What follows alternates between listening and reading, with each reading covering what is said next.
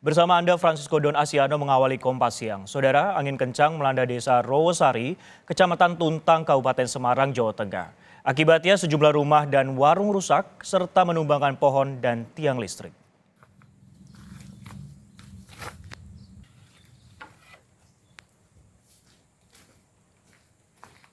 Beginilah kondisi rumah dusun Rowosari, desa Rowosari, Kecamatan Tuntang, Kabupaten Semarang, Jawa Tengah.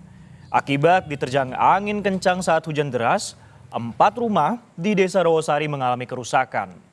Terdapat 4 bangunan yang kemudian mengalami kerusakan, di mana 2 rumah rusak parah, 1 rumah dan warung juga rusak parah pada bagian atap.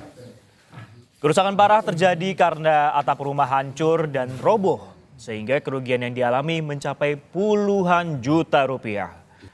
Akses jalan penghubung antar desa juga sempat tertutup sebelum pohon dievakuasi oleh warga.